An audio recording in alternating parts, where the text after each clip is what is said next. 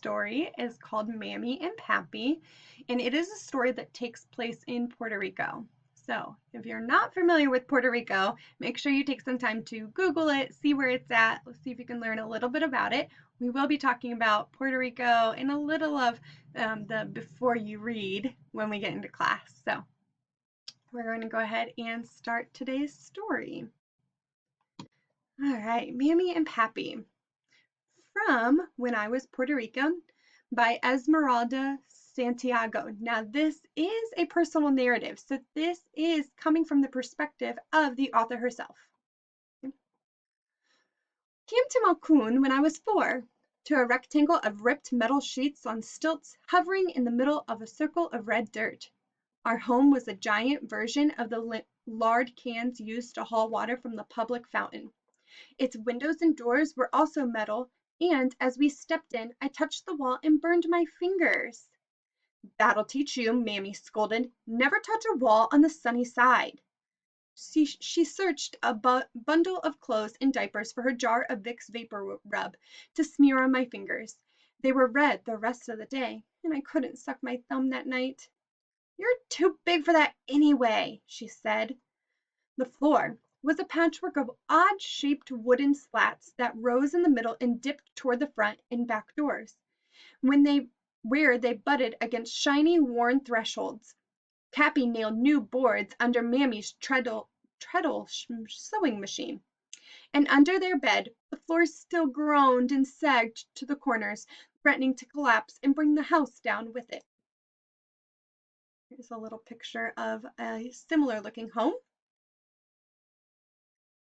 I'll rip the whole thing out, Pappy suggested. I'll have to live with the dirt floor for a while. Mammy looked at her feet and shuddered. A dirt floor? We'd heard. Mountain snakes and scorpions could crawl into the house from their holes in the ground.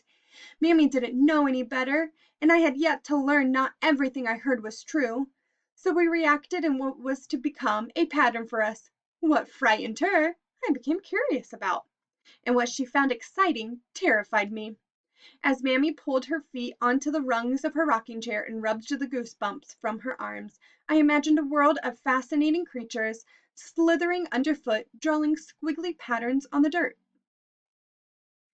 The day Pappy tore up the floor, I followed him holding a can into which he dropped the straight nails still usable. My fingers itched with a rust-colored powder, and when I licked them, a dry, metallic taste curled the tip of my tongue. Mammy stood on the threshold, scratching one ankle with the toes of the other foot.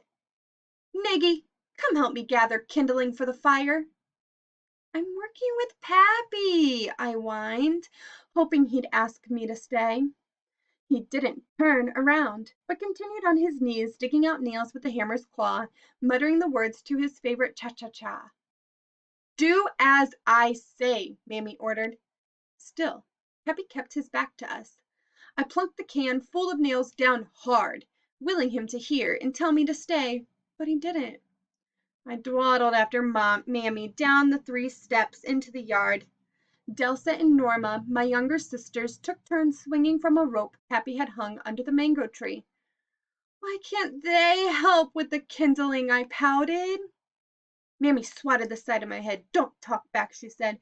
You girls keep away from the house while your father is working, she warned as we walked by my sisters having fun. She led the way into a thicket behind the latrine, or an outdoor bathroom. Twigs crackled under my bare feet, stinging the soles. A banana quit flew to the thorny branch of a lemon tree and looked from side to side. A banana quit is a small, colorful bird commonly found in warm climates. Dots of sun danced on the green walls of the shady grove above low bushes weighted with pigeon peas. The earth screened with twigs, sensitive Moravi plants, and French weed stubble studded with tiny blue flowers. Mammy hummed softly, the yellow and orange flowers on her dress blending into the greenness. A miraculous garden, with legs and arms and a melody. Her hair, choked at the nape with a rubber band, floated thick and black to her waist, and as she bent over to pick up sticks, it rained across her shoulders and down her arms.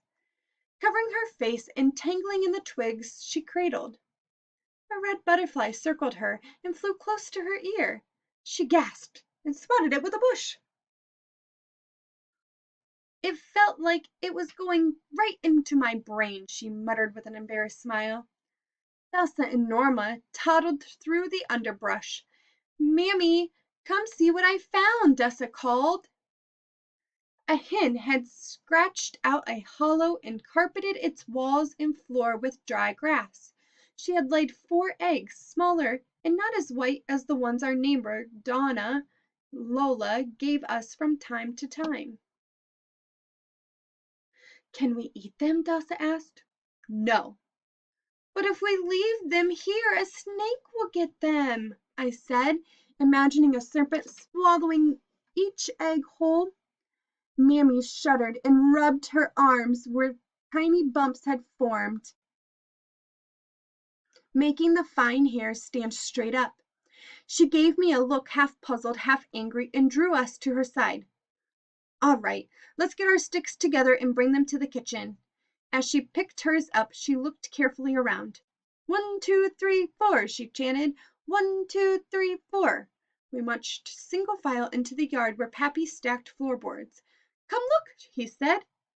The dirt was orange, striped in places where crumbs had slipped through the cracks when Mammy swept. Pappy had left a few boards down the center of the room and around his and Mammy's bed to stand on until the ground was swept and flattened. Mammy was afraid to come into the house. There were small holes in the dirt, holes where snakes and scorpions hid. She turned swiftly and threw herself off balance so that she skipped toward the kitchen shed. Let's go make supper, she sing-sang to make it sound like fun. Delsa and Norma followed her skirt, but I stared at the dirt where squiggly lines stretched from one wall to the other. Mammy waited for me. Neggy, come help in the kitchen. Pretended not to hear, but felt her eyes bore holes in the back of my head. Pappy stepped between us. Let her stay. I can use the help. I peered between his legs and saw her squint and pucker her lips as if she were about to spit. He chuckled, hee hee, and she whirled toward the kitchen shed where the fire in the fogan was almost out. Take these boards and lay them on the pile for the cook fire, Pappy said. Careful with the splinters. I walked a broad circle around Mammy, who looked up from her vegetable chopping whenever I went by. When I passed carrying a wide board, Mammy asked to see it. Black bugs like ants, but bigger and blacker, crawled over it in a frenzy. Termites, she gasped. I was covered with them. They swarmed inside my shirt and panties, into my hair, under my arms, until Mammy saw them. I hadn't felt them sting, but they bit ridges into my skin that itched and hurt at the same time. Mammy ran me to the washtub and dunked me among my father's soaking shirts. Pablo, she called. Oh my goodness, look at her. She's being eaten alive. I screamed, imagining my skin disappearing in chunks into the invisible mouths of hundreds of tiny black specks creeping into parts of my body I couldn't even reach. Mammy pulled off my clothes and threw them on the ground.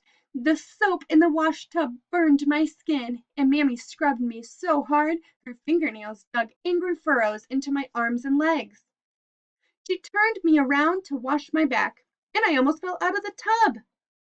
Be still, she said. I have to get them all. She pushed and shoved and turned me so fast I didn't know what to do with my body. So I flailed, seeming to resist, while in fact I wanted nothing more than to be rid of the creepy crawling things that covered me. Mammy wrapped me in a towel and lifted me out of the tub with a groan. Hundreds of black bugs floated between the bubbles. She carried me to the house, pressed against her bosom, fragrant of curdled milk. Delsa and Norma ran after us, but Pappy scooped them up, one on each arm, and carried them to the rope swing. Mammy balanced on the floorboards to her bed, laid me beside her, held me tight, kissed my forehead, my eyes, and murmured, It's all right. It's over. It's all right. I wrapped my legs around her and buried my face under her chin. It felt so good to have Mammy so close, so warm, swathed by her softness. her smell of wood smoke and oregano. She rubbed circles on my back and caressed the hair from my face. She kissed me, brushed my tears with her fingertips, and dried my nose with the towel or the hem of her dress. "You see," she murmured, "what happens when you don't do what I say?" I turned away from her and curled into a tight ball of shame. Mammy rolled off the bed and went outside. I lay on her pillow, whimpering, wondering how the termites knew I'd disobeyed my mother. All right, and that is the end of Mammy and Pappy. We will discuss this in class.